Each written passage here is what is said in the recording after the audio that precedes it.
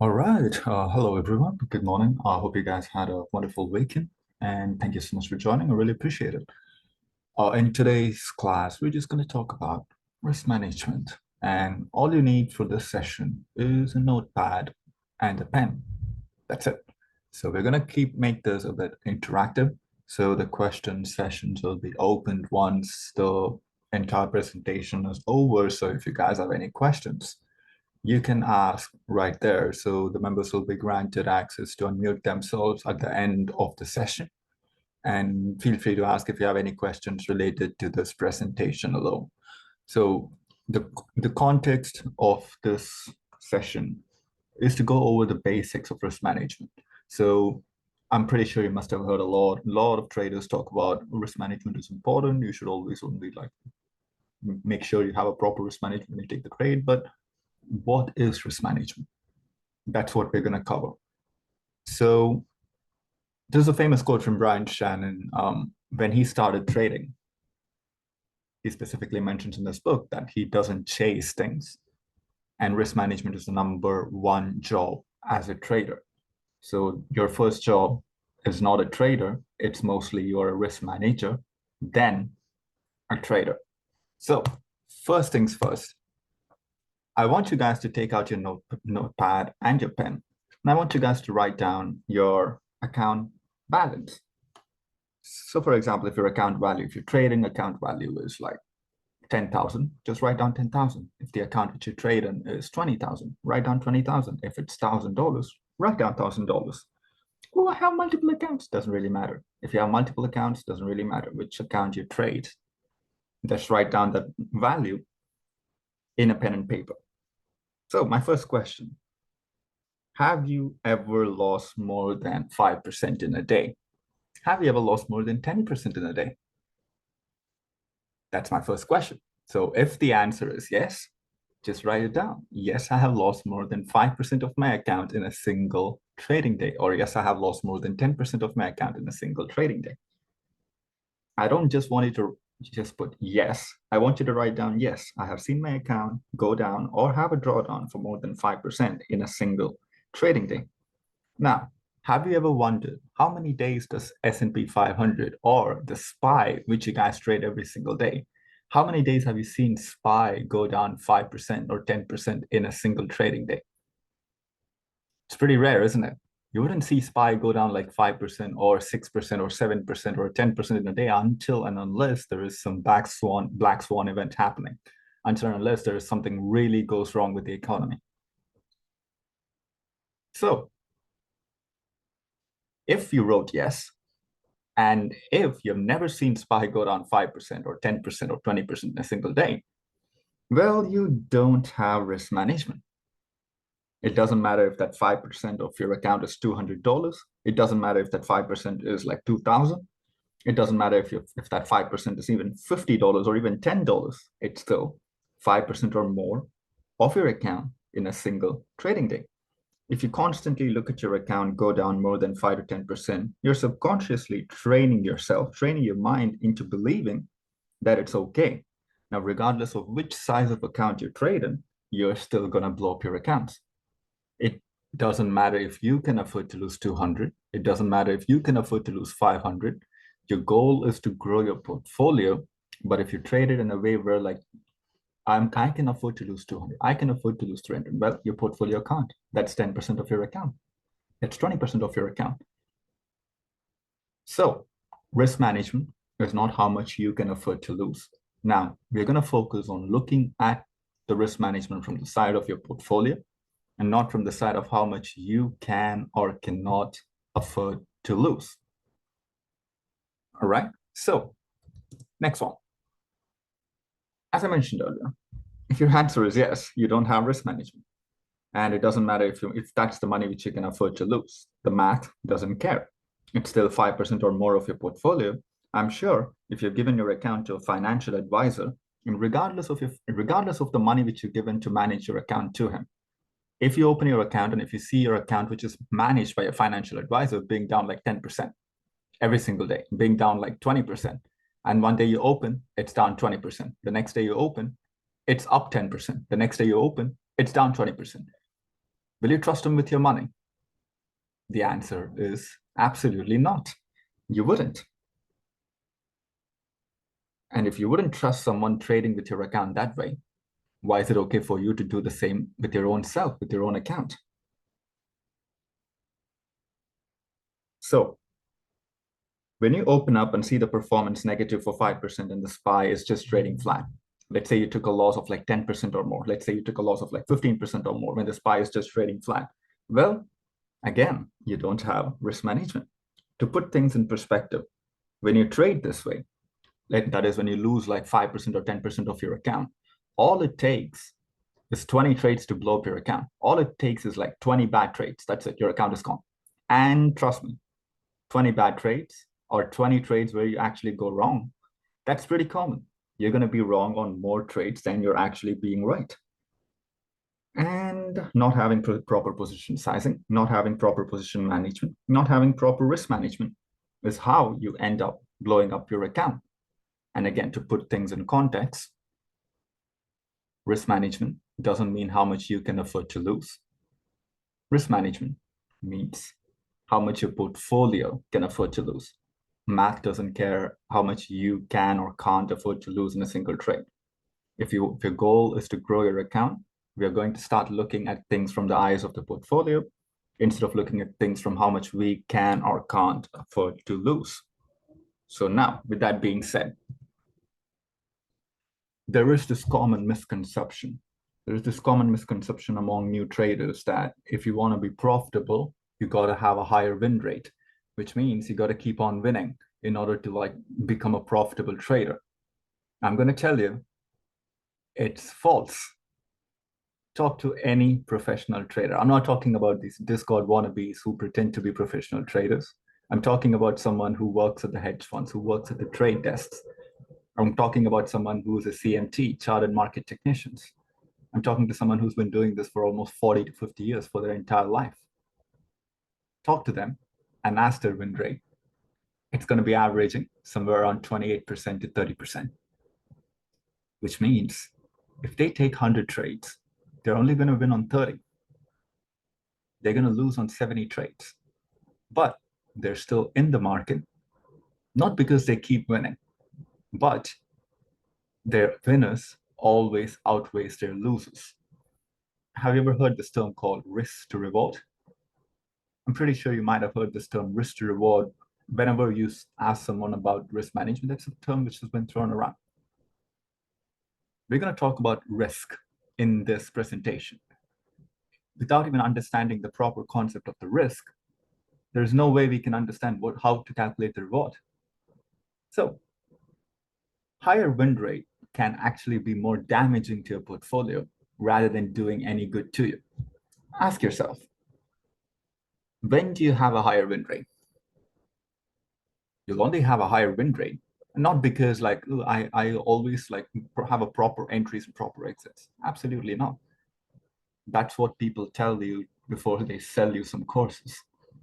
That's not how market works. You can't be right all the time. It's not how it works. And if you've been trading for 1 month, you must have gone into that realization that regardless of how you analyze the price, regardless of how you go about taking the trades, regardless of how good the charts look, you enter the trade and it has the probabilities of going against you. That's how the markets are. So now, when do you have a higher win rate? People typically have a higher win rate when they typically have a wider stop losses. Pretty simple. They have a wider stop loss, they never get stopped out, so they'll have a higher win rate. So if the stock keeps going down, down, and down, they keep averaging down on their positions over and over and over until the stock comes back up. And once it comes back up, they're just going to sell it for a small amount of profit. And still, even if it's a small profit or a big profit, it's still a win. And it works until one time they keep averaging down over and over and over again, and the stock never comes back to their favor. Guess what's going to happen? It's going to take away months and months and months worth of progress in a single trade.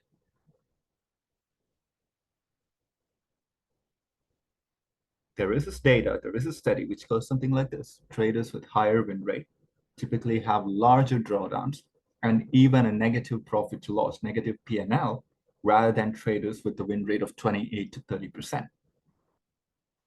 So if you see anyone bragging about their win rate, that's an immediate indication that they don't know what they're talking about. Instant amateur behavior.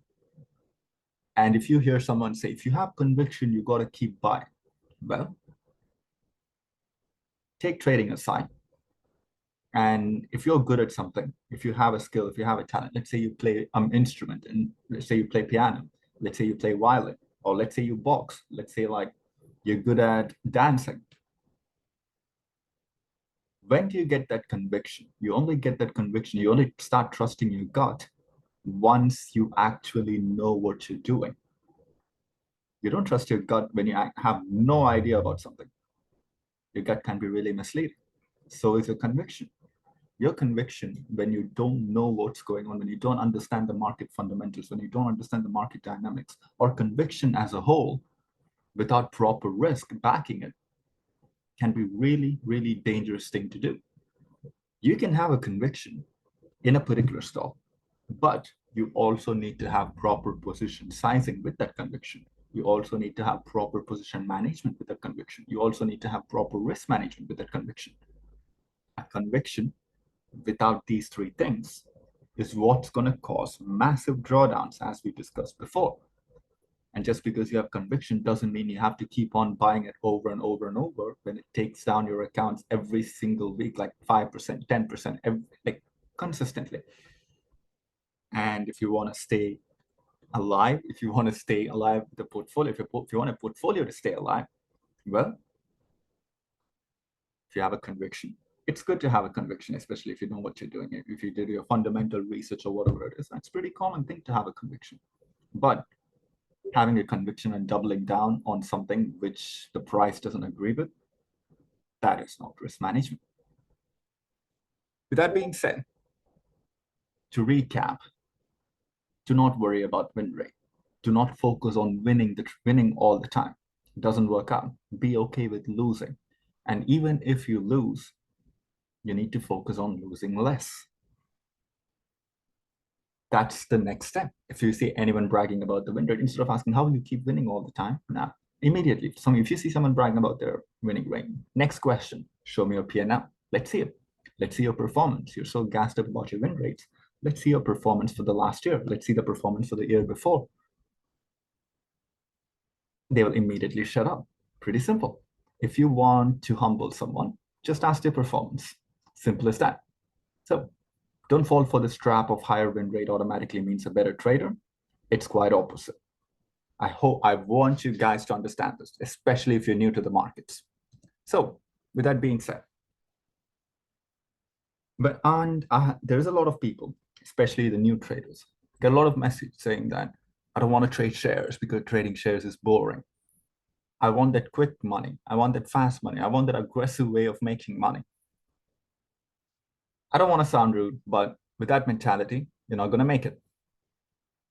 I might sound like an absolute asshole right now, but some part in your heart knows that that's not how things work. And if you have a longer term portfolio, especially, and a trading portfolio where you trade options, and if you see the longer term portfolio outperforming every single year, the one which is, managed by a financial advisor, outperforming every single year while the account which you trade options on blowing up day after day after day, you exactly know compounding your returns matters way more than this mindset of making quick money. It doesn't exist. It doesn't exist. The crazy thing is, thinking about quick money when you're not even making any money is absolutely insane.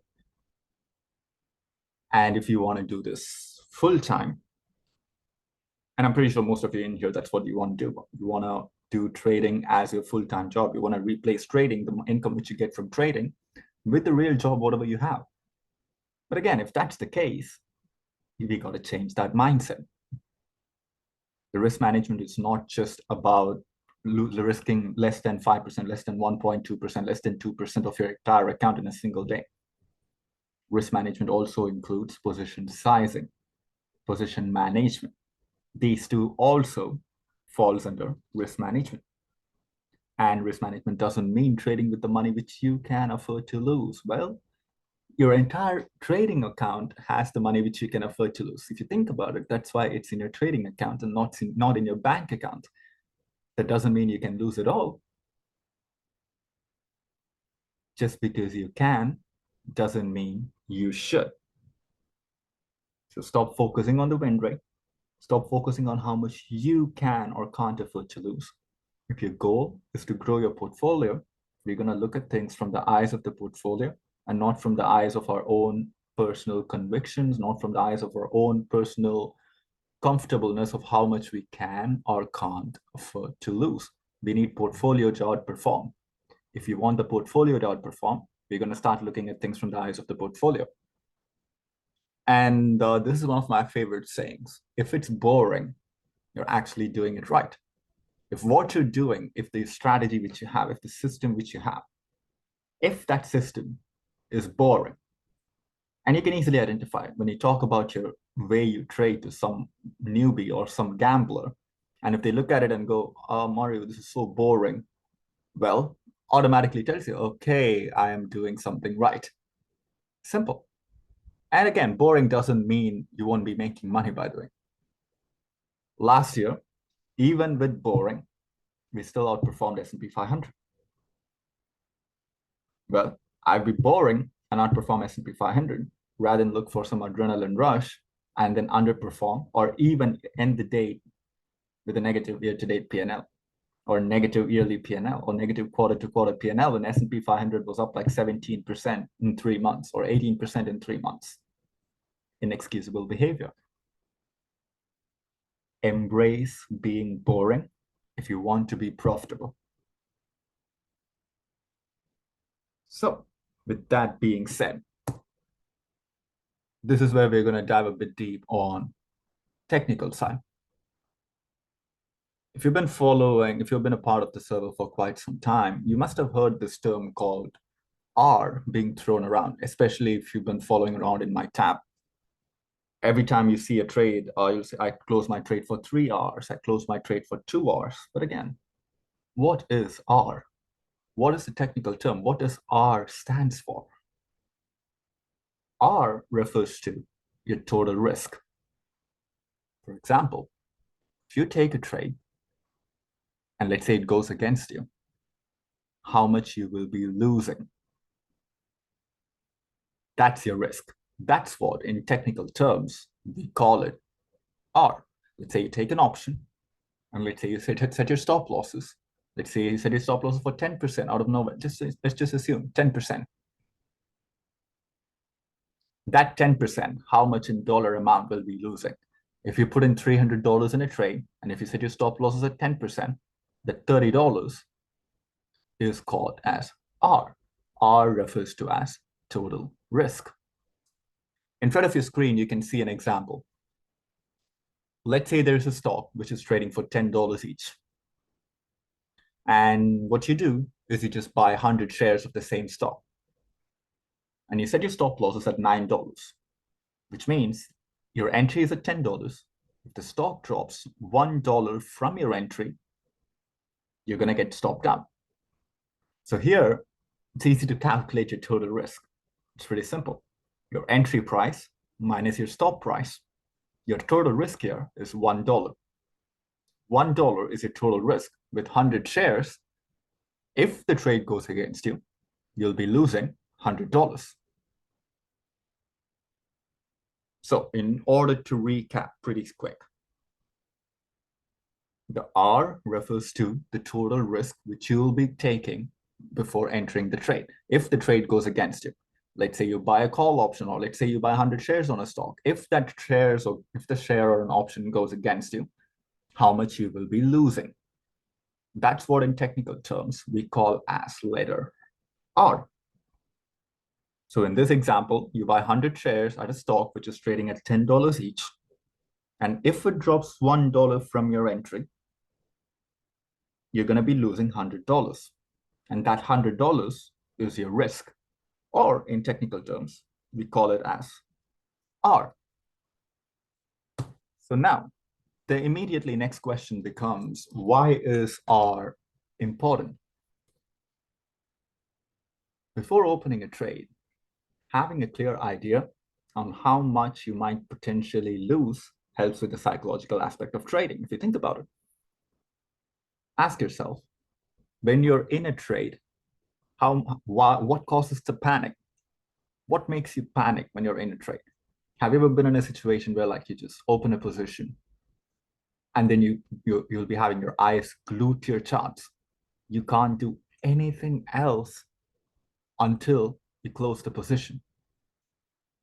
Well, and have you ever been in a position where like you open a position with thinking that, okay, if I make like $150, I'll close the account.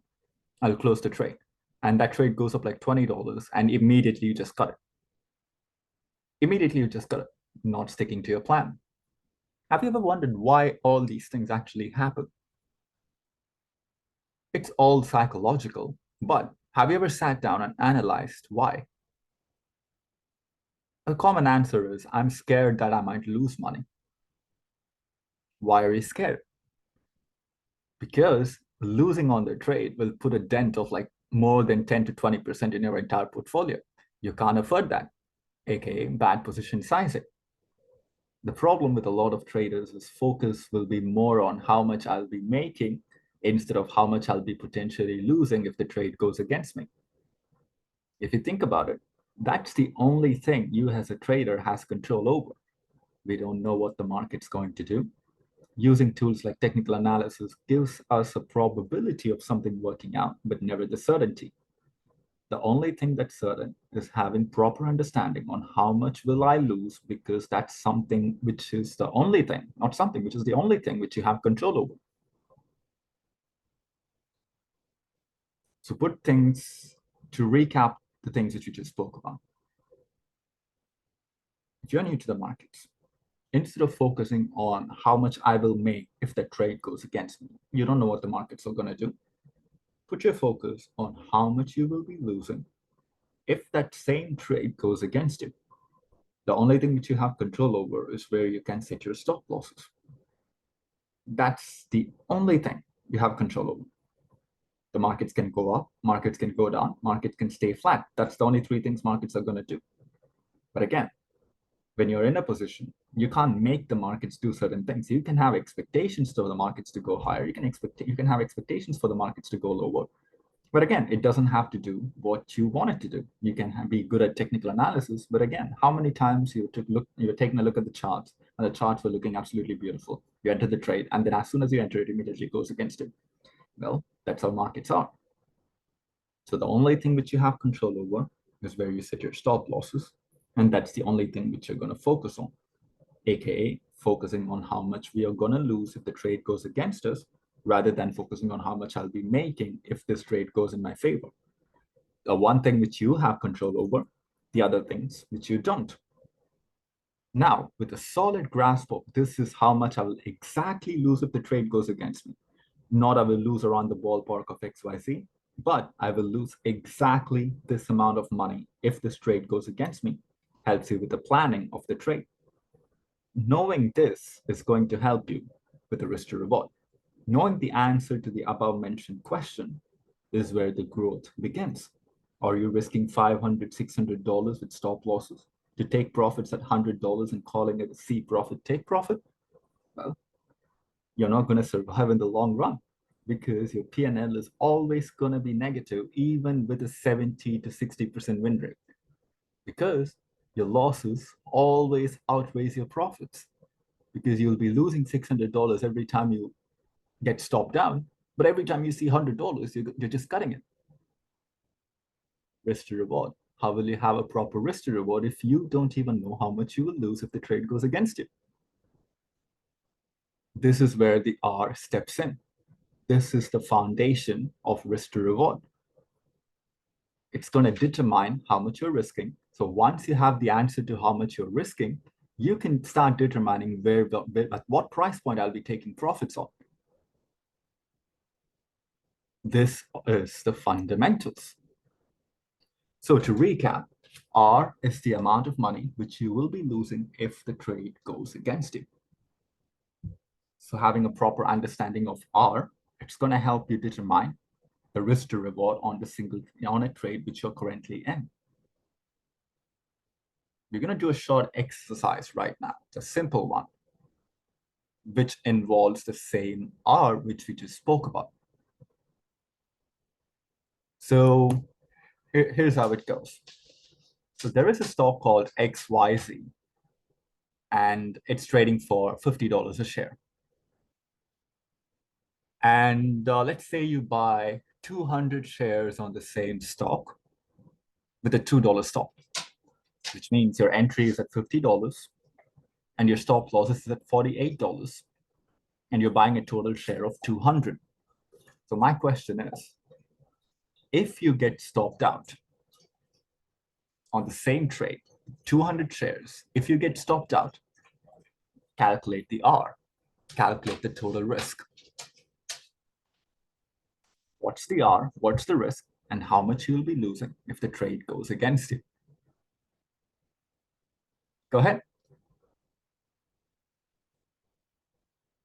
200, nice, right? And hope you guys worked it out. 400, 400, beautiful. 400, 400, great. 400. And now you have your risk in check. Before entering the trade itself, before even you clicking on that buy button, you exactly know to the penny how much you're going to lose. And that is 400. Now the next question. How much percentage of your entire account? Do you remember when the first slide when we spoke about like write down your account size?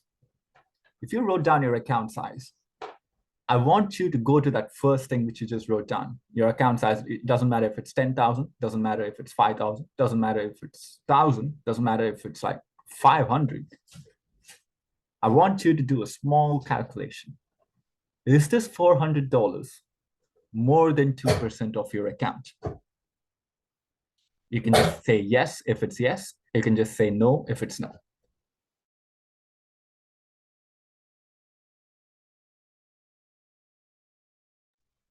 All right, so there's a lot of no, there's a lot of yes. Okay, so this 400 is more than 2% of most of these people's account. I'm just gonna go with the dominant answer. So most of the people said yes. So now it's pretty simple right now. If this $400 is more than 2% of your account, you have no business in buying 200 shares.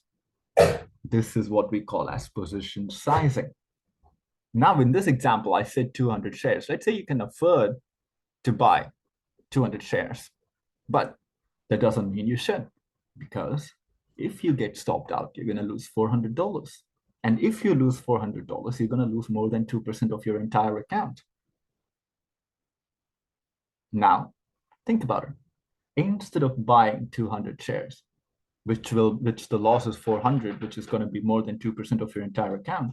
Now, what can you do to reduce your overall losses so that even if you get stopped out, it wouldn't put a dent more than 2% of your portfolio?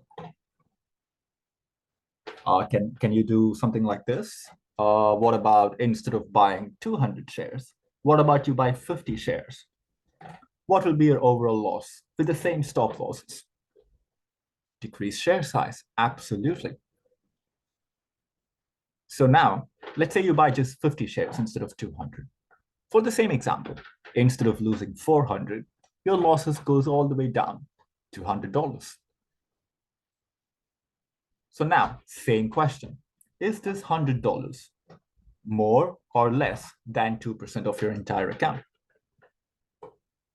If the answer is yes, that's the position sizing you need to go with. Yes, you can make a lot more money by buying 200 shares, but again, if you buy it and if the trade goes against you, and if that's going to put more than 5 to 10% dent in your entire portfolio, it doesn't matter how good the upside prospect looks. It doesn't really matter. You're over leveraged, and what's going to happen to you psychologically when you're in this trade? Especially for all of you folks who answered yes, more than 2% of the account.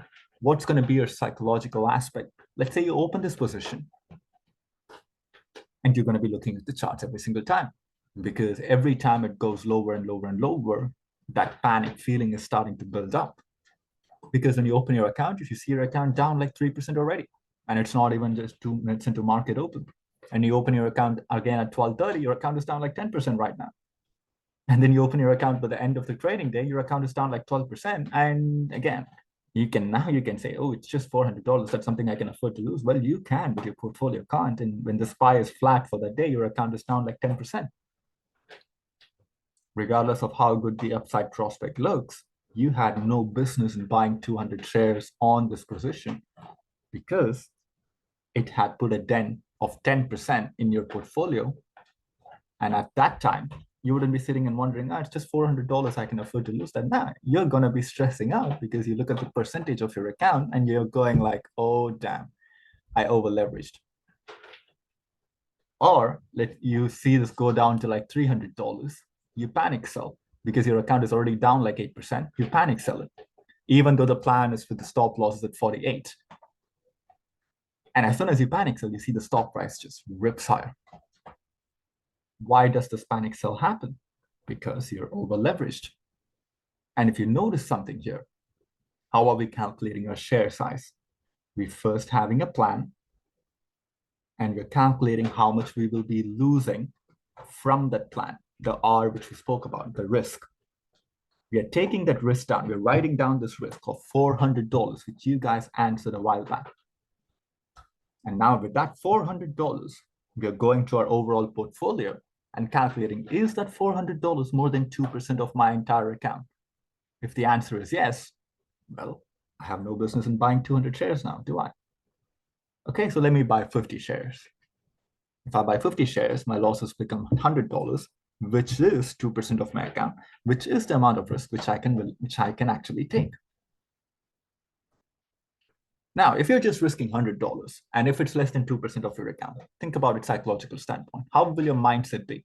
Will you be opening and looking at the charts every single minute when you're in this trade position size this way?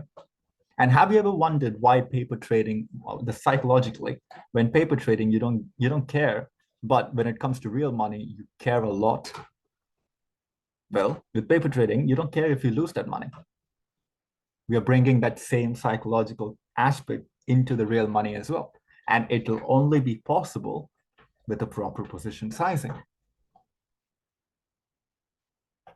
If you're taking out of whack position sizing by trading options with a $1,000 portfolio or trading options with a $2,000 portfolio, but every time you lose money, you see your account go down like 10%, 12% every single day, I'm sorry to tell you this, the inevitability of this volatile portfolio up and down is you blowing up. And no amount of learning technical analysis is going to help you if you trade that way, because it's not technical analysis fault that you're losing money. You're losing money because of bad position sizing. You're losing money because of the bad position management. You're losing money because of the bad risk management. So congrats on everyone who got the answer right for this slide. So now, this is where we're going to talk about risk to reward. We covered it briefly. We covered it briefly in the previous slide. So now, whenever you talk about risk management, whenever people hear about risk management, they always assume that it's the money which I can afford to lose. Risk management is not just that. Risk management also includes position sizing. Risk management also includes position management. As discussed in the previous slides, your R shouldn't be more than 1.5 to 2% of your entire account, which means if you're taking a trade and if you're risking something, that total risk shouldn't be above 1.5 to 2% of your entire account. So if you're risking 10% in a trade every single time you take the trade, and that 10% risk is almost like 10% of your entire account, think about it. You can be wrong in like 10 trades before blowing up your account. To put things in perspective, you can only be wrong in 10 trades. And if you're wrong consecutively in 10 trades, you're going to blow up. And as a beginner, that's inevitable. Being wrong in 10 trades is inevitable. That's going to happen. You can't be right. And even for professional traders, 28 to 30%. I have been wrong like 10 trades consecutively, back to back, stopped out, stopped out, stopped out, stopped out. What kept me going is not because like, oh, I want one win, man, my account is down so bad. No, you wouldn't care. Because even with the 10 trades consecutive losses, your year-to-date P&L is still going to stay positive. Because every time you lose, you're not losing more than 1.5 to 2% of your account. Now, the question becomes, if I'm risking 1.5 to 2% of my account on every single trade, where should I start taking profits? The reward side. We spoke about the risk side. Now, we'll talk about the reward side. I covered a bit deeper into this position sizing on my YouTube video last week. So I really recommend everyone to go and watch that. Because without understanding what position sizing means, profitability is non-existent, regardless of like which course you buy from which drifter, doesn't matter. They're going to tell you that you can easily convert like $1,000 to $10,000. They're going to tell you it's easy to convert like 10,000 to 100,000. Again, you're not going to be converting $100 to like even $105.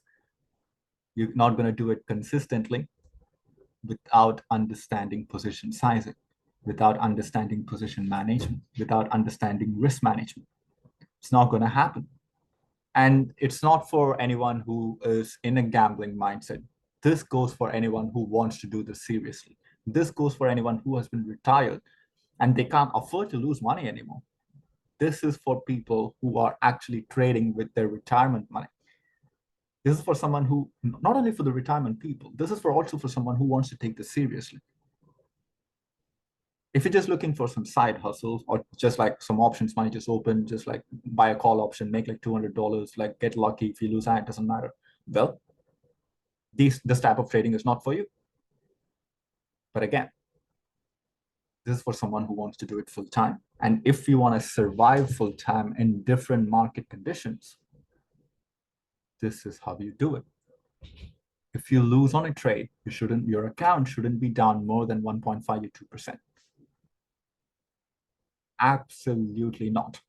Every single day, going up or down more than 10%, 15% is not an excusable behavior. And I'm pretty sure some part in your mind actually told you that, oh, if I have a bigger account, I could be making bigger money. Absolutely not. I'm telling you that because I've seen people start trading with the $2,000 account and not make any money and automatically start believing that, oh, if I just start trading with a $20,000 account, I would be making a lot of money. Absolutely not. You are not controlling your risk with a $2,000 account. You are not going to be controlling your risk with a $20,000 account. If you're not controlling your risk with a $20,000 account, you're absolutely not going to control your risk with a $40,000, $50,000, or $1 million account. You're still going to be taking the exact same risks over and over and over again. And you're still going to be losing money because your problem is not the account size. Your problem is having bad position sizing. And I don't blame anyone because if you're new to something and if you don't know something, you're not going to execute the same. How are you going to execute something which you don't know about? Well, now you do. And now I want you guys to look at the portfolio from the eyes of your portfolio and not from the eyes of how much you can or can't afford to lose. So once this session is over, when I post this recording, I would attach that video of position sizing in the description. It goes over a simple theme. Just because you can doesn't mean you should. Pretty simple. Well, I say this to everyone who takes the one-on-one with me. Like, you can go outside right now. You can walk outside on the street and punch someone straight in the face. You can do that, but you wouldn't. I mean, let's say you see a fire and let's say you turn on the stove. Well, you can put your hand right on top of it. Well, doesn't mean you won't. Doesn't mean you won't. And doesn't mean you should. And again, let's say you see a baby, you wouldn't like look at the baby and like, you know what I'm going to do? I'm going to give a straight roundhouse kick to the baby's face. Well, you can do that, but doesn't mean you will. Similar to that, well, you can buy 200 shares with $1,000 account or $2,000 account.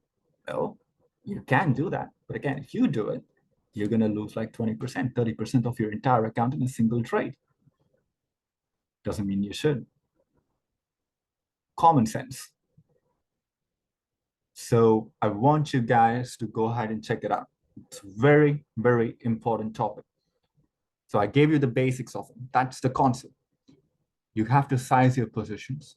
And even if you get stopped out, your R shouldn't be more than 1.5 to 2% of your entire portfolio. So now, we spoke about position sizing. There is this next thing called position management. Most of you guys went through this kind of a cycle where, like, if you're new, I'm 100% sure you must have experienced this at least once.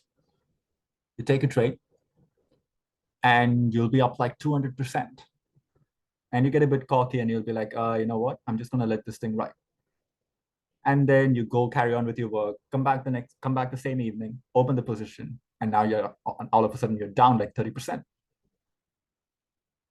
What you say greed is what I call bad position management. Big difference.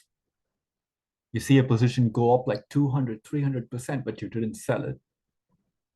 And you just like, you know what I'm going to do? I'm just going to let this thing ride. I want more. I'm just going to let this thing go. And I'm just going to take care of my work. And then you come back, you look at the same position.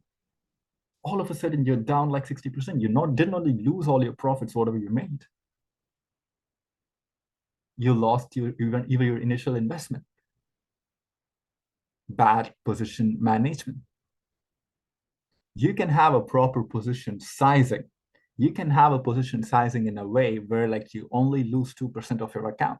But again, if you don't have a position management alongside with it, well, instead of blowing up your account in like 10 bad trades, you're going to blow up your account at 100 bad trades. Because again, you're only risking 2% of your account. And if you lose like more or less like 100 trades, your account is gone. When I say I'm going to talk about risk management, anytime if I say have a proper risk management, position sizing and position management are gelled together with it. These three things can't survive without each other. All these three things are glued to each other. You don't have a proper risk management if you don't know what position sizing is. You wouldn't be having proper position sizing if you don't know what risk management is. You wouldn't be having proper position management if you don't know what risk management is. All these three things are interconnected with each other. Let's talk about position management. Let's go back to the same exercise, which you guys just answered for before. So most of you answered $400. That was the answer for this question. So now, if you're risking $400, and let's assume for anyone who said yes, we're going to assume that that $400 is less than 2% of your account. For anyone who answered yes before, which is more than 2%. So we're going to assume that it's going to be less than 2% of your account, the $400. Let's talk about position management. How are you going to manage this position? So you have 200 shares. And if you get stopped out, you exactly know how much you're going to lose, which is $400. So now let's talk about management. I want you guys to write down, how will you go about managing the same hypothetical position which you have on your portfolio?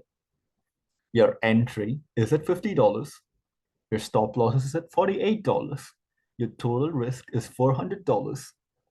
At what price point are you gonna take profits?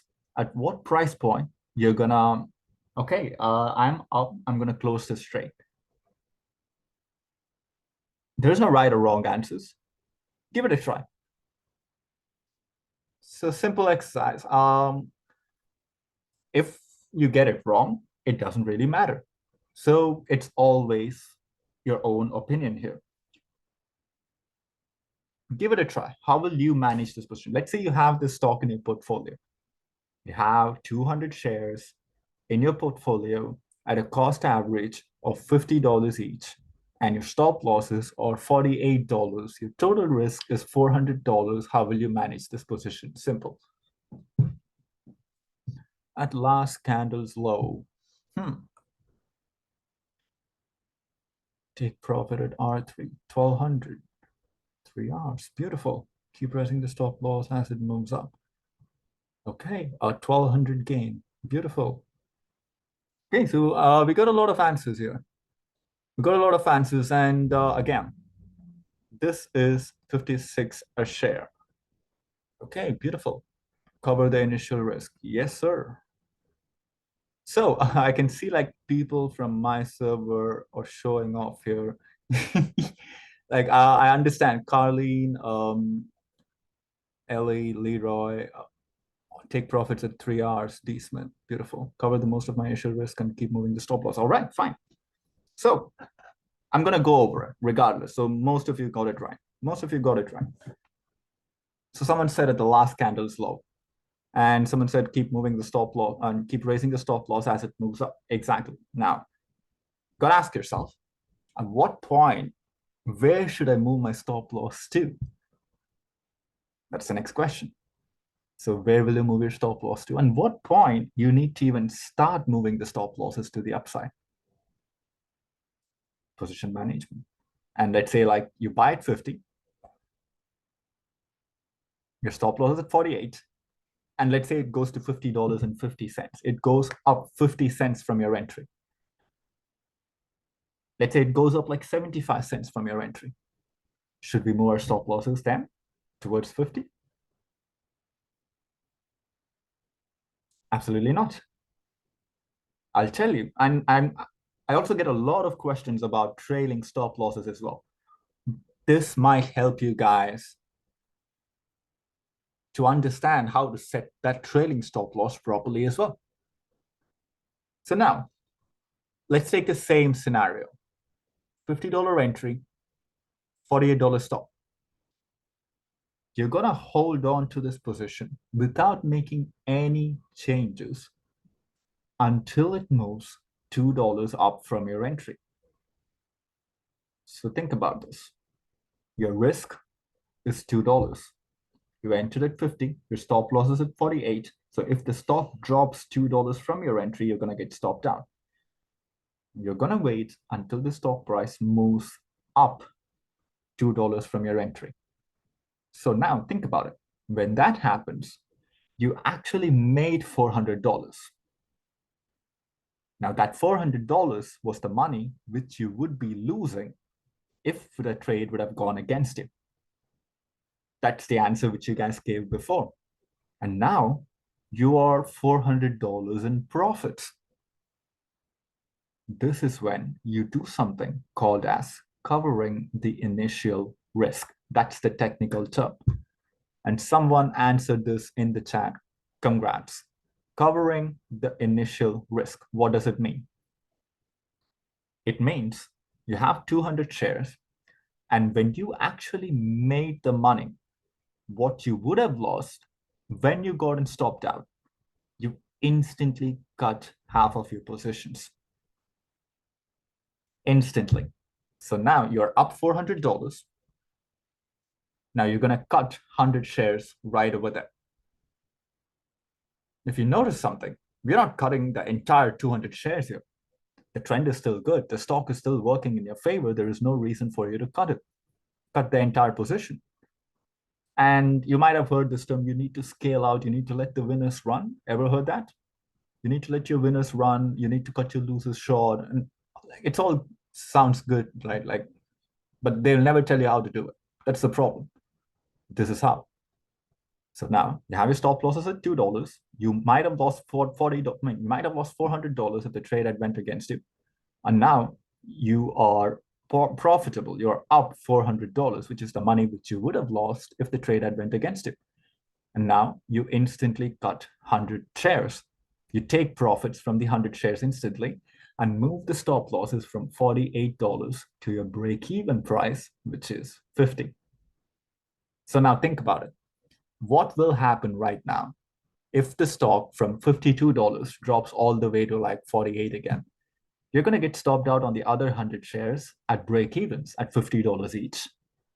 And now you're still closing the trade for a profit, by the way, for a $300 profit. for a $200 profit.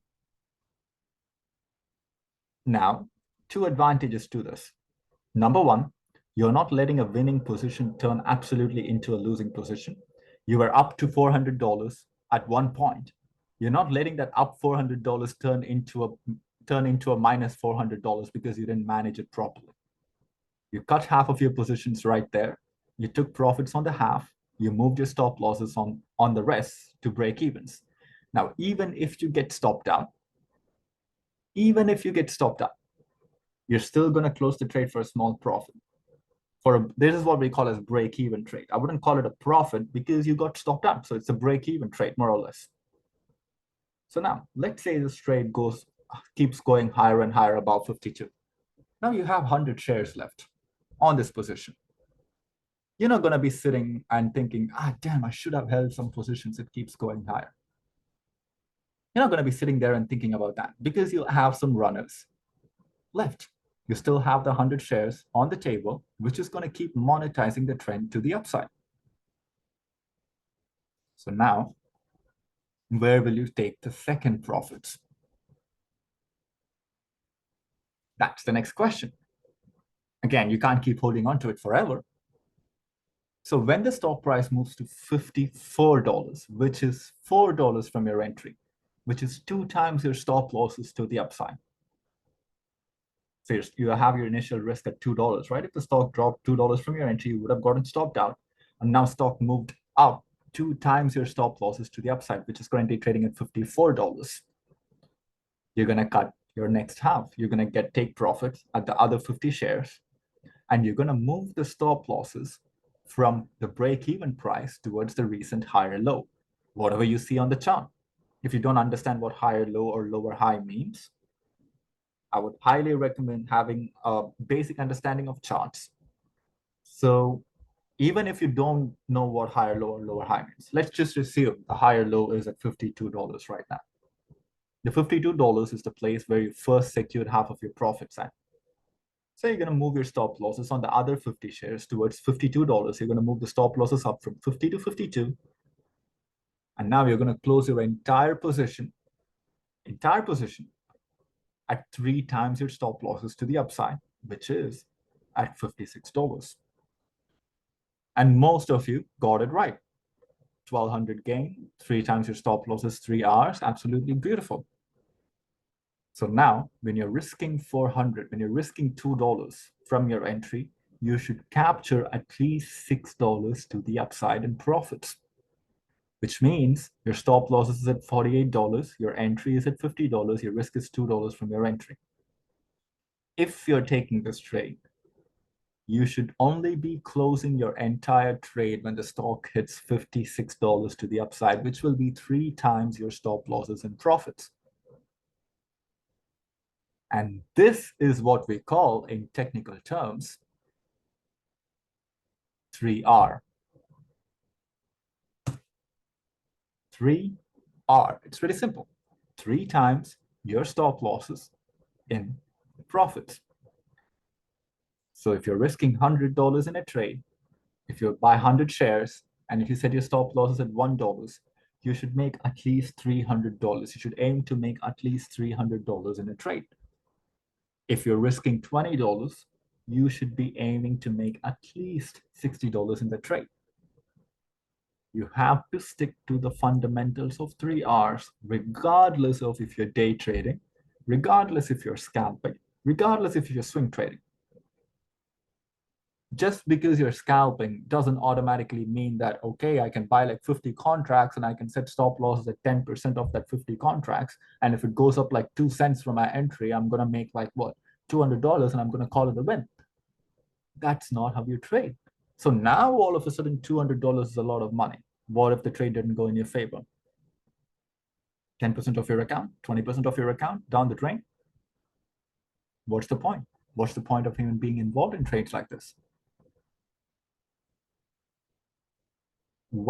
If one slip is going to take away like 10, 20, 30% of your account with you down the drain, that type of trade is not worth taking in the first place. This is where the discipline comes in. This is where the self-control comes in. I'm pretty sure every new trader over here would have been in this situation where like, this setup is looking really good. I want to take this trade here. I want to like go heavy on this. Well, you can go heavy on this, but if it goes against you, how much are you going to lose? We are talking about somewhere around 20-30% of your portfolio. It doesn't matter how good it looks. You have no business. You have absolutely no business in buying that amount of contracts for your account size. If it goes up, you're going to make a lot of money. Well, if it goes down, you lost 30% of your account. The one thing which you have control over is buying how many, it's like deciding how many amounts of contracts you can actually buy. If you're going to make money or lose money, that's in the mercy of the markets. You don't know that. So when you're taking the risk, the only thing which you have control over, the minute you press the buy button, that becomes your responsibility. So we're going to focus on the risk. We're going to focus on the fundamentals of 3 R's here. If you're risking $100, you should be making $300. If you're risking $5, you should be making $15. Do not say I only made $10 a day. No, if that $10 is 1% of your account, be proud. You made 1% of your account when the S&P 500 is only up like 0.2%. You made 1% of your account when S&P 500 was red. It doesn't matter if that 1% is $10. It doesn't matter if that 1% is even like $1. It doesn't really matter. You outperform the markets. We're going to look at things from the eyes of the portfolio from now on. Don't say I just made 15%. I just made $15 for the day.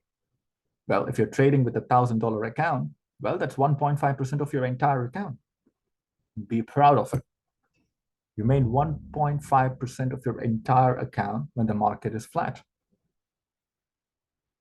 So the only problem is traders are not setting realistic expectations when it comes to the markets. Your goal as a new trader, first year, is to break even, to lose less money.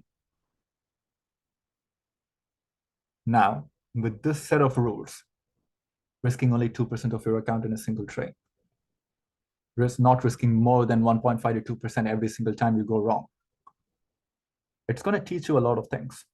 Number one, it's going to teach you to stick to your plan because you're not going to be panicking because your risk is not that high in every single trade which you take. But even with a 2% risk, even if you're risking like $100 and that $100 is just 1.2 to 2% of your account, you'll be aiming to make $300 on the trade. And that $300 is almost like 3-4% of your entire account, let's assume. You're making 3 times your risk in profits if you're right. Now, remember when I said professional traders have 28 to 30% win rate at the beginning of the conversation, beginning of the slides? Let's do a small math here. Let's say you take 100 trades. Let's say you take 100 trades from today to the end of this year. For every trade you get stopped out on, you lose $50. For every trade you get stopped out on, you lose like $50.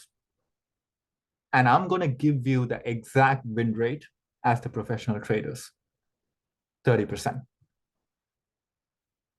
So you're losing 70 trades.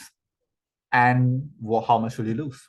If you lose $50 on each trade, if your R is 50 on every single trade which you lost, what's your total loss for 70 trades? Somewhere around 3,500. 3,500. Now, let's apply the 3R here. You're only winning on 30 trades. For every trade you win, you're making $150. 3 times your stop losses and profits. How much will you be up in the 30 trades that you win? You're only winning on 30 trades, by the way. You lost 70. 4,500. So you're making 150 for every single trade which you win. And now you made 4,500, but you lost 3,500. You're still closing the year positive. When I say win rates doesn't mean anything, This is what I mean. And now it gives a clear sense to you how these professional traders are actually profitable with a 30% win rate, because they don't care about winning all the time. Every time they take a hit, the hit is smaller. But every time they win, it's 3 times their stop losses. I will show you my P&L. You'll see I have gotten stopped out. I mean, if you're a part of my server, and this week alone, I got stopped out on 3 trades consecutively, 3 times. But the one trade which actually worked out, that was a 6R trade. And now you understand what 6R means. By 6R, what I mean is I captured 6 times my initial risk and profits. That's what 6R means. So even if I got stopped out on these 3 trades, we still closed the week positive. Our account was still up like 2% regardless. This is what risk management is. Risk management is not like losing like, oh, I can only afford how much I can lose now. Your account can't survive a volatility of 10%, 20%, 30% every single day. If you just open your account, look at your P&L, and if you see ups or downs 10% a day, 20% a day, 30% a day, or one day you're down like 40%, you're down like 20%, the next day you're up like 10%.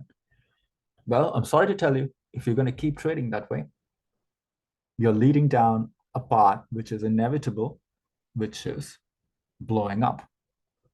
Not because of the way you manage, not because of the way you analyze the price. No way of technical analysis can handle that much of volatility in a portfolio. Comes back to the initial question. Will you trust if your financial advisor trades like that with your account? Every time you open your account, it's either up like 10% or down like 10%. You're going to fire his ass instantly because you don't feel safe with your money in his hands. So all I can say is focus on losing less. Focus on trading shares. I saw some question in the chat saying that how will I calculate the same with options? You can calculate the same with options as well. But again, if you're going to take that options route, if you're one of those buy calls with support, puts at resistance sort of trader, you'll see that there's something called as delta in the options. And you can get an estimate, a ballpark of how much you can lose, but never the exact amount. And that is a big problem. And even if you set your stop losses and options, how many of you have actually set a stop loss in options and it just blew right past them? Like the stop loss doesn't even exist. If the stop loss isn't trustworthy, what's the point of having it in the first place?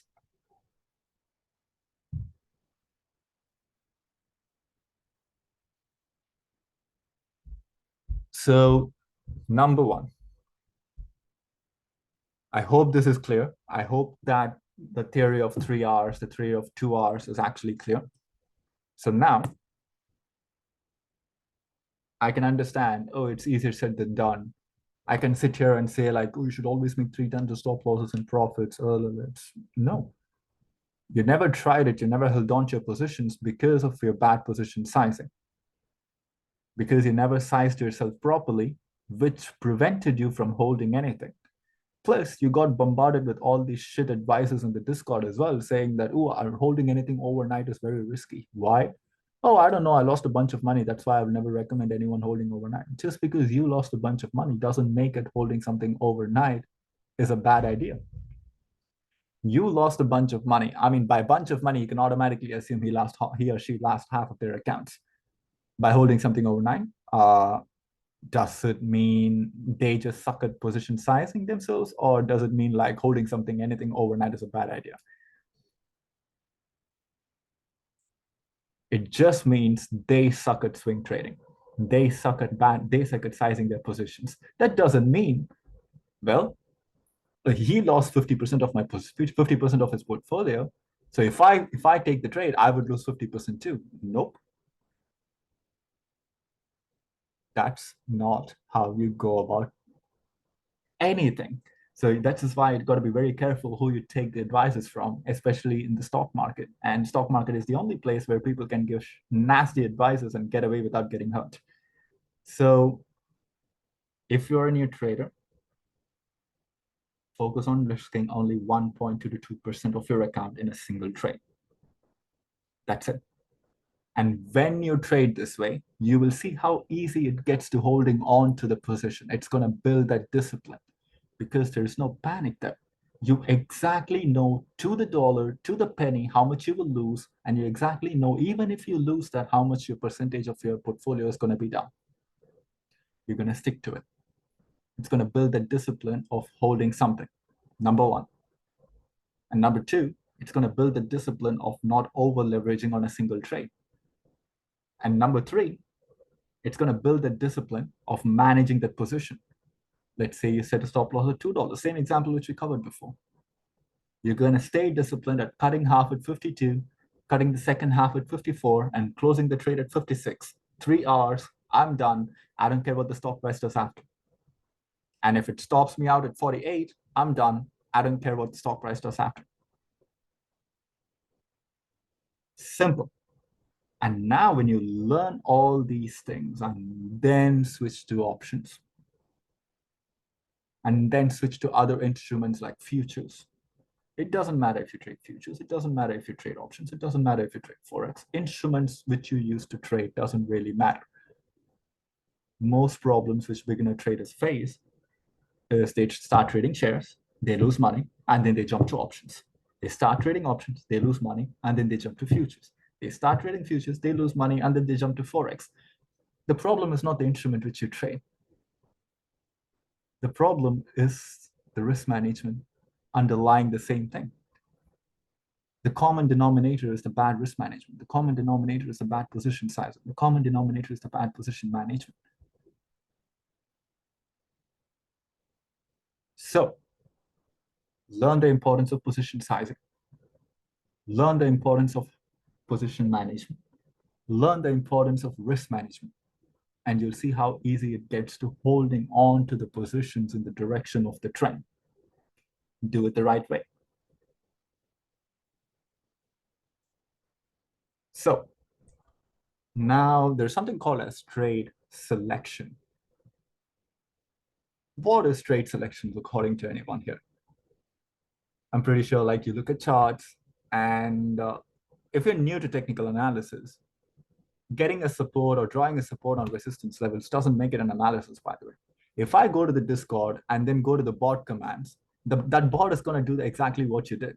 And it's going to tell me the better levels, and it's going to just give me the levels which I actually wanted in like 2 minutes. How is it analysis? Technical analysis is finding probabilities of certain things which can work out in your favor. That is technical analysis, not finding supports, not finding resistance levels. And if you're new to the technical analysis as well, looking for trades, looking for setups, which has the decent probability of yielding you that 3 Rs, and taking the risk only on those types of setups with decent probabilities is the only way to go about it. And now, when you have a certain set of rules, when you have a system, you're going to start trading less. You're only going to look for setups which has potential, which is in an uptrend, a stock which has positive 5-day moving average, a stock which is above all the moving averages. You're going to look for setups like that, and you're going to take it. How you analyze the price, I don't care which indicators you use to analyze the price. It doesn't matter. I don't care if you use RSI, I don't care if you use MACD, I don't care if you use VWAP. It doesn't matter to me. There are a million ways to analyze the price. When we're talking about profitability, whatever we spoke about today, that's the only way. Oh, there are a lot of ways to be profitable. Nope. And every way you hear about being profitable is going to circle around whatever we discussed today. Position sizing, position management, risk management. If you're in a mindset that trading an indicator, buying an indicator is going to make you profitable, nope. If you're in a mindset that buying a course is going to make you profitable, and nope. If you're in a mindset that someone just said, oh, I converted 1K to 10K in like 1 month, like I'm a great trader, well, don't get grifted. Don't get grifted. Simple.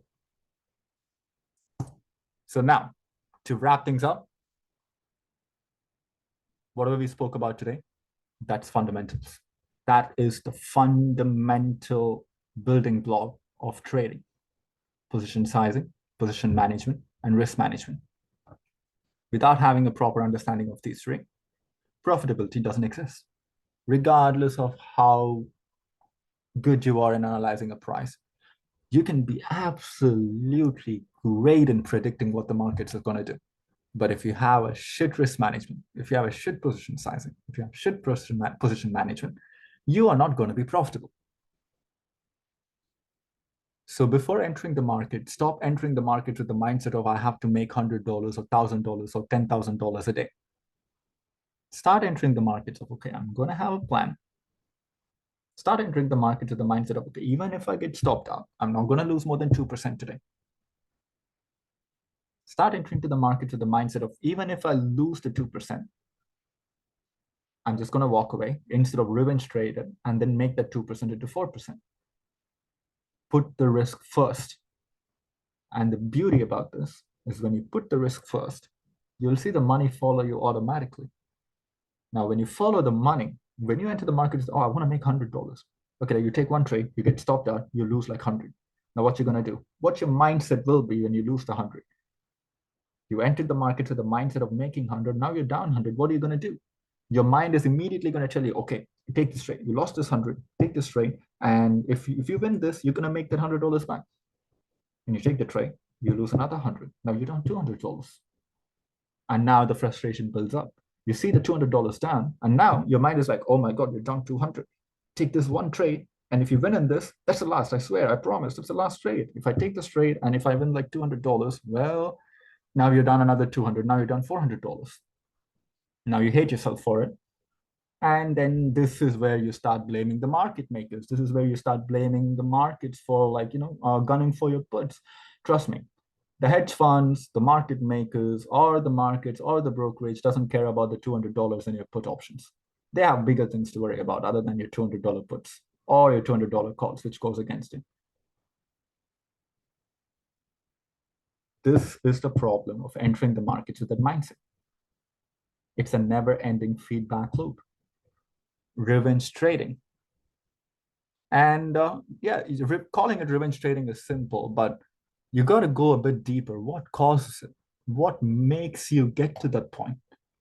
This is a pretty common psychological aspect, by the way. I'm not going to sit here and tell you like, oh, don't have emotions. We are all human beings. We're not psychopaths. We're not sociopaths. We're going to have emotions. I'm not going to say with trading, you have to be emotionless when trading. Absolutely impossible. Absolutely impossible. You're going to have emotions. You're dealing with money here. You're going to have emotions. But there is a big difference between being aware of the emotions which you're having and acting in your emotions, acting to your emotions. Yeah, you can feel absolutely euphoric after making a bunch of money. And then, if you take that euphoric stage and then take another trade because you wanted to like keep that feeling going, and then you lost it all, well, again, you acted on your emotions. And let's say you lost a bunch of money and your account is down like 20% in a day, and now you want to like buy one more position just to lower your losses. You acted on your emotions. Now you're down like 30%. Having an emotions is fine. When you feel a certain type of way, take a notepad. Write down the trade which you took. Buy this many shares or this call option. I took it, I lost money, and I felt this way. And the reason why I felt this way is because I lost money and I lost this much percentage of the account. And losing this much percentage of the account in a single day makes me feel this way. So I wouldn't put myself in this position again. Close your brokerage and walk away. So next time, before even clicking on that buy button, your brain is going to alert you. Be careful. You did the exact same mistake last time. You felt a certain type of way. It's not healthy. Don't do it.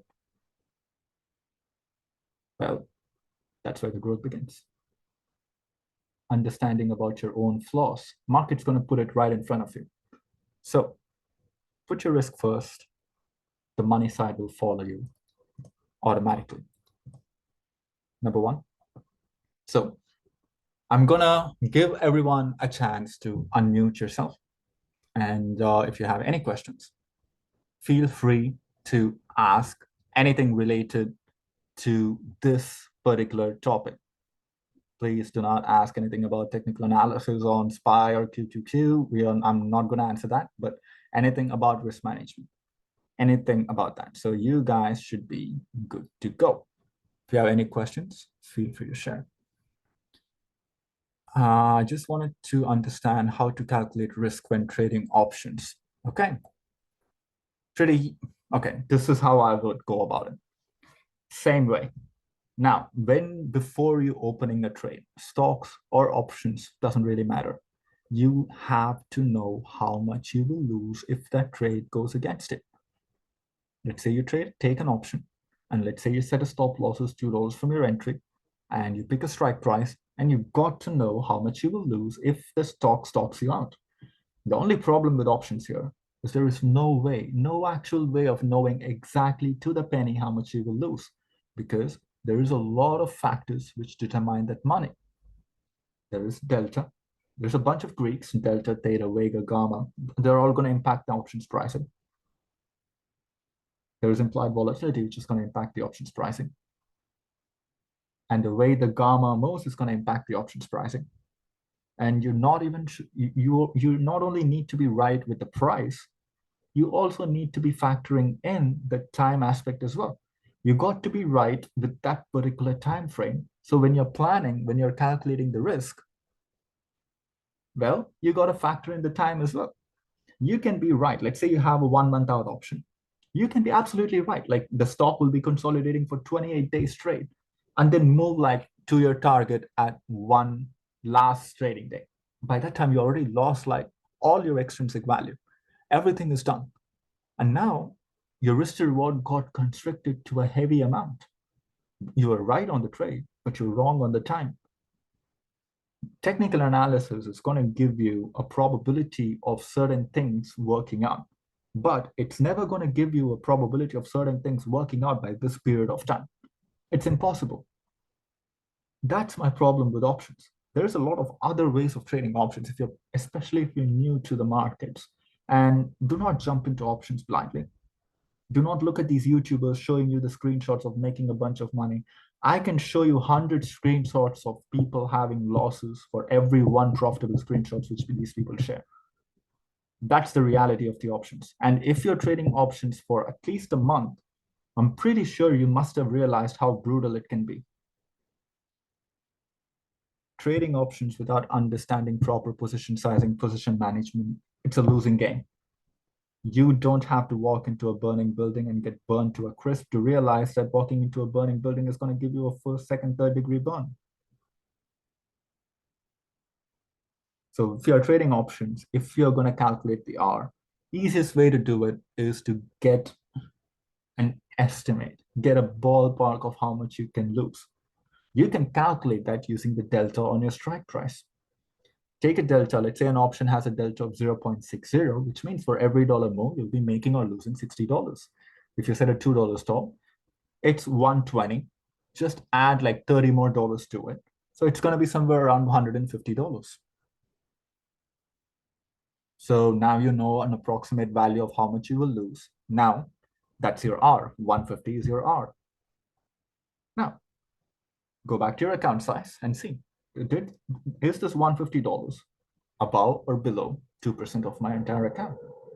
If that $150 is more than 2%, you have absolutely no reason to like take that much option contracts in the first place. Because if you're wrong, it's going to put a dent of more than 2% in your account. So this is how you go about it. So yeah, so you guys can unmute yourselves now. You should be good to go. When will the recording be released? Members of my Patreon will get it by today evening, and members of the other servers will get it by most likely Tuesday, Wednesday, or by end of this week, more or less. Hey, Mario. Hey, Colleen. Hey, when you're tracking your wins and your losses, I usually do a spreadsheet, but it gets complicated, like trying to go each trade, So is it possible you could just look at your daily portfolio and see, okay, what was my loss today, and just plug that in the spreadsheet and just calculate it Uh, along the way? yeah, you can do it two-way, Carlin. So you can Mhm. either do it on a day-to-day basis, or you can do it on a week-to-week basis, where like by Mhm. the closing of the week, you see the performance, write down the closing week, the performance of the closing week, Okay. and then check out, okay, look at the performance of the broader markets. How did the markets perform for that week? And how did you perform for that week? And compare. If the markets were up like 5% for that week and your portfolio is up only 3%, okay, you're still up, but ask yourself, Yeah.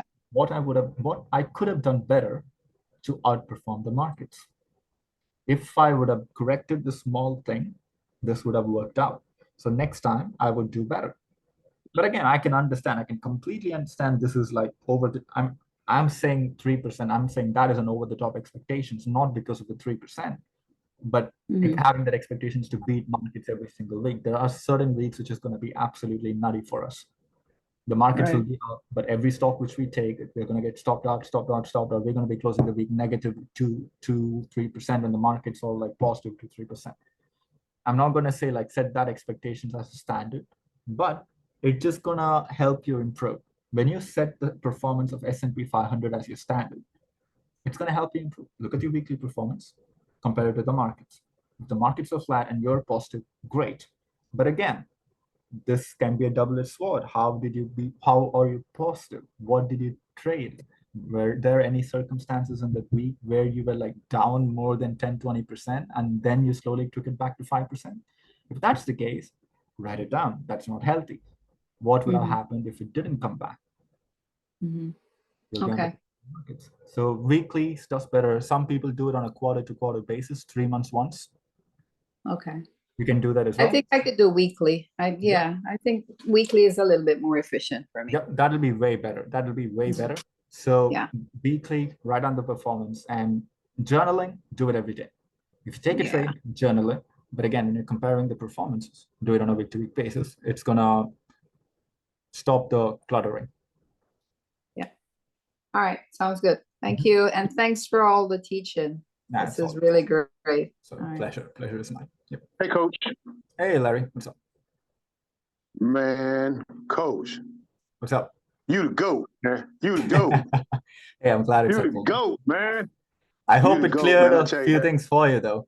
You've been asking. Oh, I took so many. Uh-huh. I took so many notes, Coach. I took so many notes, man. I stopped writing. I took so many notes, man. I just gotta. I put it in text. I put it in the chat, man. We just gotta listen to this thing over and over and over. You made so much stuff so clear to me, man. Thanks a lot. I appreciate it so much. Yeah, no worries, man. Appreciate it. Thanks. I mean, I'm glad that it has been helpful. And again, if you have any questions, feel free to ask. You know where to reach out. You should be good. Man, I can't sit down, man. I'm standing. As you see on this, I'm just walking, man. This thing is just amazing. Thanks so much, man. It's all good, man. It's all good. No worries. All right. So now, can you go over delta with options again? All right, Tamara. Pretty simple. So if you guys have your brokerages open, I wouldn't, I mean, I'm feeling a bit a kind of way explaining this because this is going to give you guys a reason to start trading options. But think of it this way. It's good to know certain things and not to approach it rather than knowing something, thinking that it's a better idea and giving it a shot. So whatever I'm going to say, go into the category of it's good to understand it, good to learn how things work, but not touching it. All right. So I want you guys to open SPY. Whatever brokerage you use, open SPY. And I want you guys to go to a 1 month out call option for where's SPY trading right now? Somewhere around 477, 476. Oh, it's at 475, right? Yeah, look for 475 strike price a month out.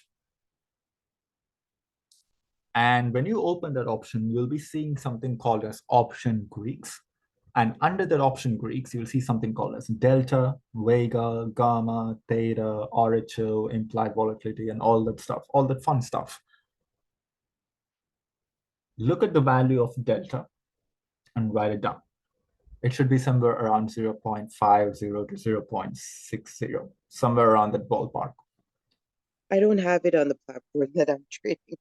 Oh no, any brokerage which you have, will be having all these delta, vega, theta, will be having the Greeks in them. And you said a week out, right? Week out, month out, doesn't really matter. It goes the same. Okay. Mhm. So now if you're doing it for a week out options, well, you're gonna put in more risk for the time value as well. So I understand this is totally off topic, but again, I still feel like this is important because it also borderline comes to identifying the risk as well. So look at the delta, and now let's assume the delta is 0.60 for that option which you're looking at, which means it tells you for every dollar the stock moves in your favor, you'll be making or losing $60. And again, part of why it's complicated to calculate this because this delta is not a constant value, it's a variable. It keeps changing for every cent move in the stock price. So now that's why I said you can calculate an estimate on how much you can potentially lose with options, but never the exact value like you do with shares. And that's what makes it difficult. For example, if the delta is 0.60, you can, okay, you set a stop loss of $2, you can get an estimate, okay? I might lose $120. I might add like $30 more to this risk, let's say $150 if it goes against me. Why 150? Because option prices are impacted by multiple Greeks, multiple factors, multiple external factors. The time factors play a major role. So let's just say, okay, $150, let's say. So if your total risk is 150, and that 150 can go higher, by the way. The options have something called as intrinsic value. Options have something called as extrinsic value. And if you're buying in the money options, you give yourself some time. Someone mentioned in the chat that they give themselves like 3 weeks out. 3 weeks out is 21 days to expiration, which is a pretty common expiration which people pick, especially if they're sellers. So especially if it's in the money, there'll be extrinsic value for 3 weeks. And do you know that theta only affects the extrinsic value in the options and not the intrinsic value? And in the money options doesn't expire worthless like out of the money options do. The only reason why out of the money options expire worthless because out of the money options only have extrinsic value, only the time value. It doesn't have any intrinsic value. That's the reason why you see your options expire worthless because they go out of the money. And if the options expire in the money, it doesn't expire at 0.01. There'll always be some premiums left over. The intrinsic value won't be touched by theta decay. So if you want to calculate it, this is one way of doing it. So looking at the delta and getting an estimate on how much you can potentially lose and add or subtract like $30, $40 extra to that value to give yourself a margin of error. So that might help you out.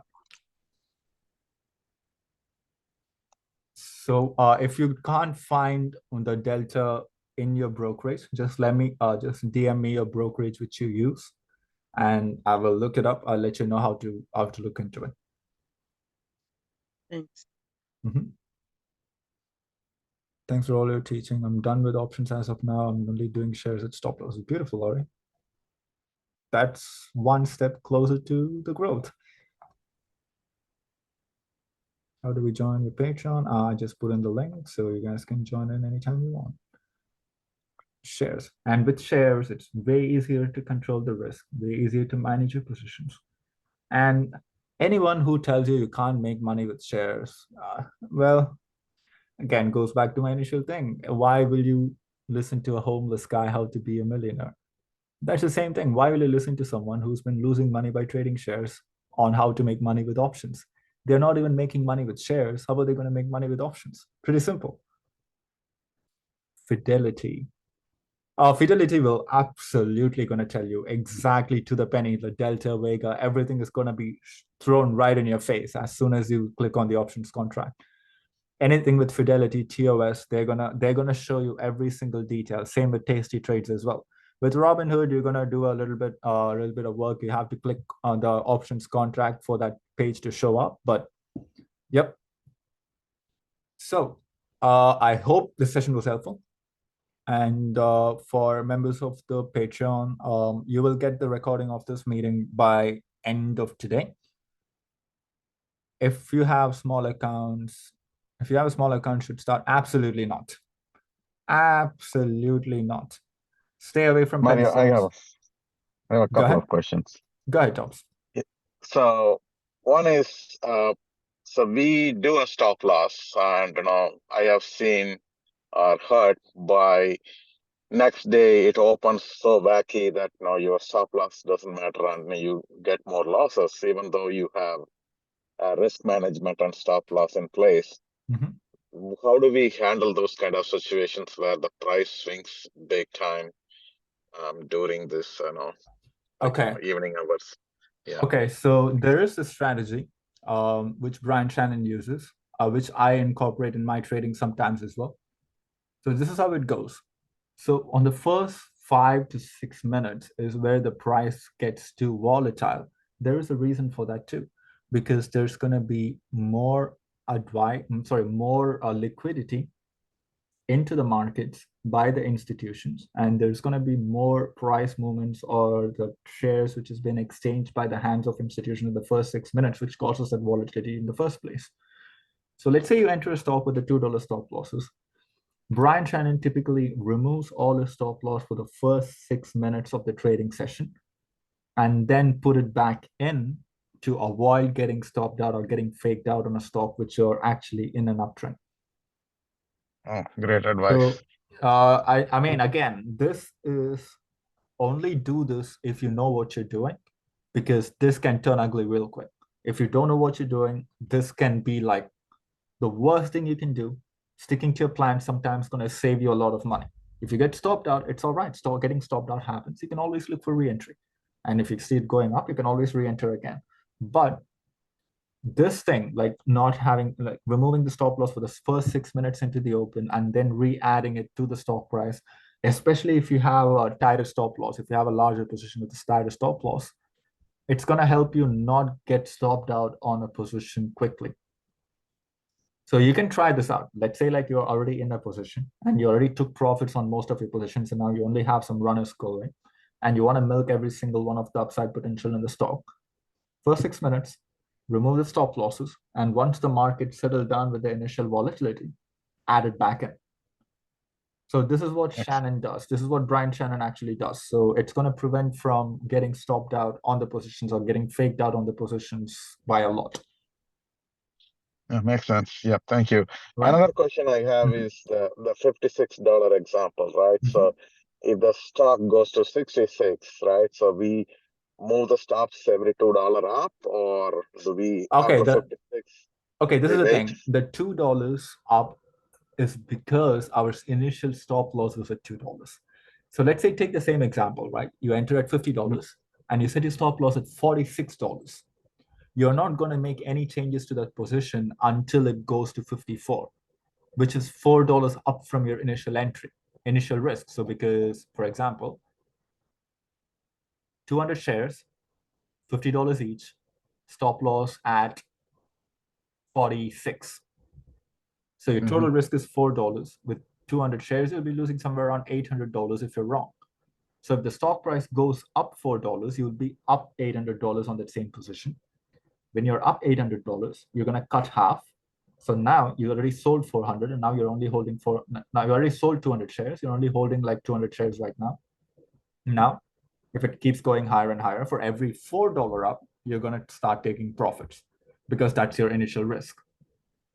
Oh, okay. So the $2 is not a standard thing. The $2 is there in that example because that's where our stop losses was in that example. So let's say if you take a trade for $1 and with a trade with like $50 with stop losses at 49, 100 shares, if the stock goes up $1, you're going to cut half of your positions. If the stock goes up another dollar from that initial cut, you're going to cut the second half. If it goes up $3, which is 3 times your stop losses, you're going to close your entire trade. That's what I meant. 3 times your stop losses. All right. Okay. Yeah. Thanks. So, great presentation, by the way. Yeah. Thank you. Appreciate it, man. Hey, Mario, what if you wanted more than 3 times? Again, Like 6 times. If you already secured half of your positions, you can always keep some runners going. Yeah. You can always keep some runners going. So, but you need to be out of most of your positions. By that time, you can actively just move your stop losses and manage your positions like you actually want it. If it keeps going higher and higher and higher and higher and higher, like CrowdStrike, that's what it did last week. We entered at 254, and I sold out of most entire position at 273, but that thing went all the way to 285, 286. If that's the case, you can just keep moving the stop losses up by trimming most of your positions, just by leaving a few runners, and let the runners monetize how much ever higher it can go. Makes sense. So now let me go over the questions to the bottom of the trade and Fidelity. All right. Thank you, Smith. Appreciate it. Thanks for the answer. I hope that was helpful. Appreciate it. Took your advice a while back, got out of options, trade shares, and made over 8K in 2 months. Hey, how much money you make, it doesn't matter as long as you outperform the markets and manage the risk. Great job. Great job, by the way.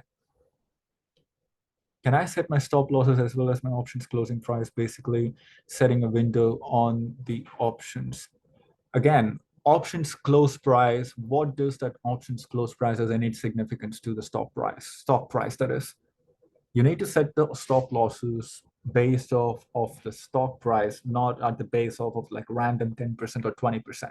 Do not set stop losses on a stock based off of how much you can afford to lose. Again, you're doing the same mistake, setting stop losses based on how much you can afford to lose by giving zero attention to what the markets are saying. Markets doesn't care how much you can afford to lose. Pay attention to the higher lows, pay attention to the lower highs. Now use the delta and calculate how much you can potentially lose if that higher low is breached. Set your stop losses right there with options. Is it true stop losses doesn't work when markets is closed? With shares, it does. With options, it doesn't. Stop loss is the best friend in the market. Mario very strict about. Yep. I mean, if you join the Zoom calls every morning, every time when someone asks like does this chart looks good, the first question will be, what's your plan? Where's your stop? Simple. If they don't have answer to it, they have no business in taking the trade in the first place. I understand how to set stop losses, but it would be stop limit.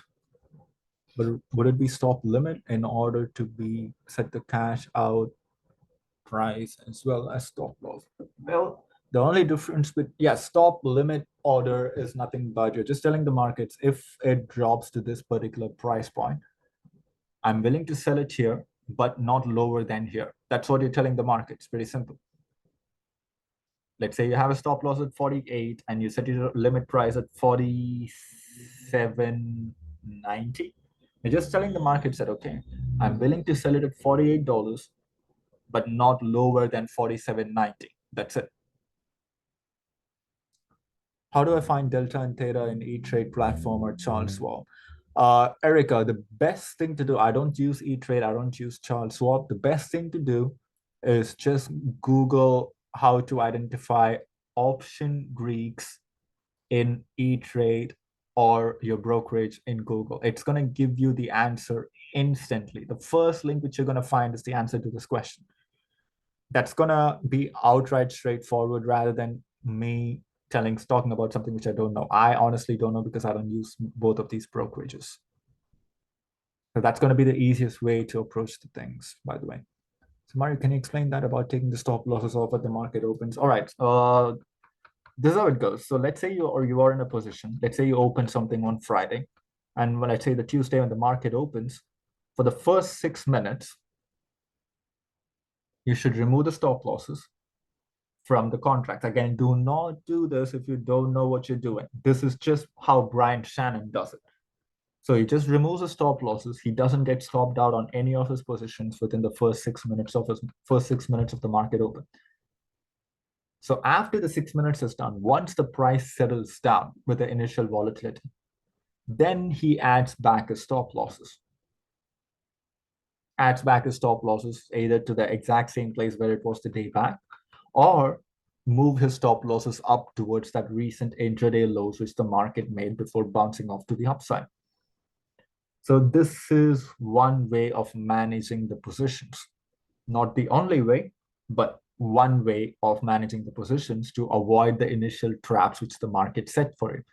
And if you've been in Zoom calls for every single day, you might have heard me say, like, do not enter anything in the first few minutes of the market opens. This is one of the main reasons, because this is where the liquidity will be higher. So there will be a lot more chances of getting faked out. So something to keep an eye out for. All right, everyone. Thank you so much for joining. I really appreciate it, and hope this session was helpful, and hope you guys learned a thing or two from the options. And if you guys want to book a one-on-one, let me know. We can schedule something. I have some slots open. And the recording of this video will be posted by today evening or before market open tomorrow to the members of the Patreon. And the Chris Saints server and the other server members will get it in the form of YouTube video by most likely 2-3 days down the line. Right. Thank you so much for joining. Really appreciate it. Hope you guys have a wonderful rest of the day ahead. Take care.